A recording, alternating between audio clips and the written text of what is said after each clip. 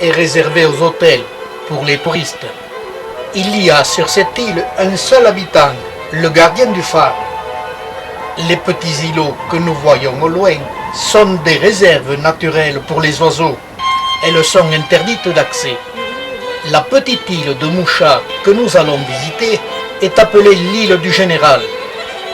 Sur cette île, il n'y a pas d'habitants. Un seul pharet, mais très luxueux. Elle est réservée aux gradés de l'armée et à leurs invités. Le sol de cette île est composé exclusivement de corail mort depuis des millénaires. Ce qui nous donne une marche très souple, le corail se brisant sous chaque pas. Derrière le pharet du général, de jeunes touffes de caraluma rétrospiciens, des touffes plus importantes, couvertes de fruits. Un peu plus loin, c'est la grosse surprise, des euphorbes méridionalis. Ils sont en très grand nombre. Cette espèce n'est pas signalée dans le répertoire de la flore de Djibouti. Son aire de répartition est dans le Kenya. Là, nous sommes devant quelques jeunes sujets dont la dimension est 35 cm, la hauteur 50, près de 50 cm, 60 même. Et la base du pied, c'est bien. Le tronc, sa forme de tronc à la base, là, il a 6 cm.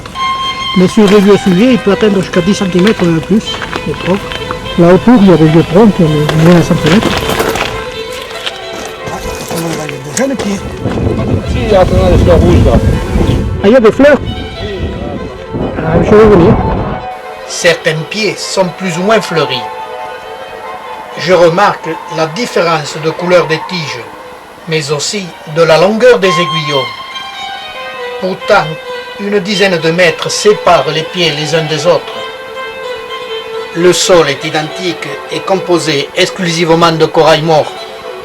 Pourtant, les différences entre chaque pied est frappante.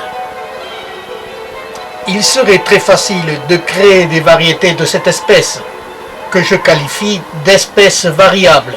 Au milieu des euphorbes, nous surprenons quelques perdrix peu farouches. Dans une dépression de l'île, où les rares pluies s'accumulent, des plantes annuelles, le Portulaca oleacea. Après avoir fait le tour de la petite île de Moucha, nous revenons vers notre point de départ, proche du pharet du général. Là, les touffes nombreuses de caraluma sont en mauvais état. Sur un diamètre de 50 mètres environ, presque tous les caraluma et les euphorbes sont morts. C'est mon neveu, qui connaît bien le pays, qui me donne la raison de cette hécatombe. C'est la présence de termites qui dévorent toutes les plantes de l'intérieur en y installant leur nid. Les restes de tubes de terre trahissent leur présence. La présence de ces termites sur l'île est due à la proximité de ces déchets. Négligence de l'entreprise qui a construit ces pharets et a laissé ces coffrages infestés de termites sur place. Souhaitons que celles-ci ne dévoreront pas toutes les plantes de l'île. À proximité du rayon d'attaque des termites, un caraluma bleu, comme le Suada pruinosa sur l'île de Mascali. Ces deux plantes ont la même réaction quand elles perdent leurs racines. Ce doit être des composants chimiques du sol corallien qui provoquent cette coloration. Par une note un peu pessimiste, je viens de vous montrer et vous décrire les plantes de la petite île de Moucha.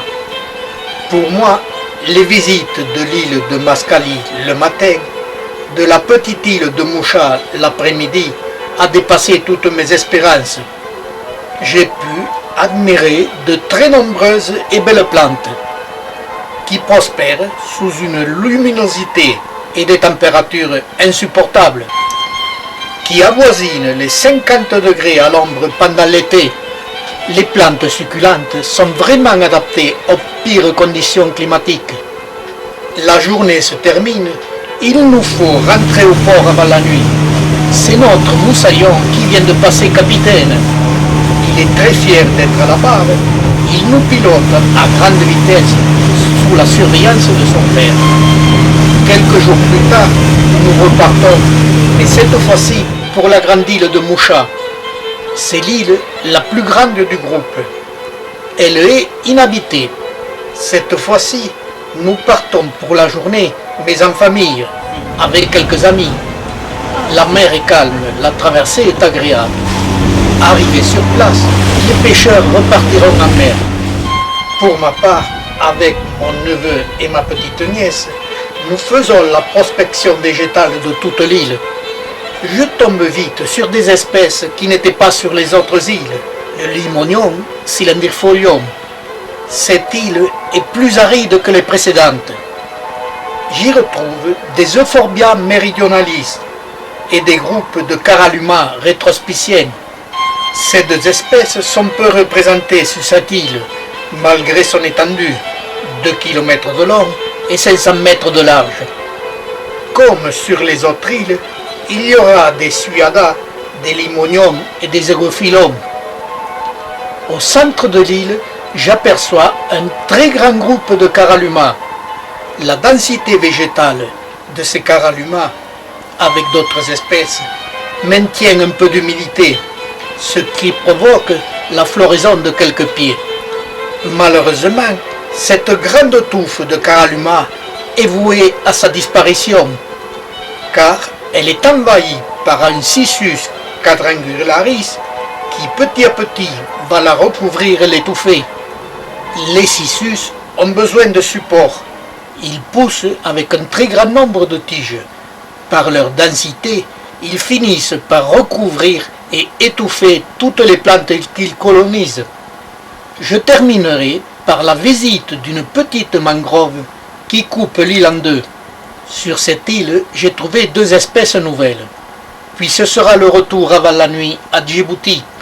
Arrivé au port, on croise 2 mondes marins très différents. Ces boutres qui datent des Égyptiennes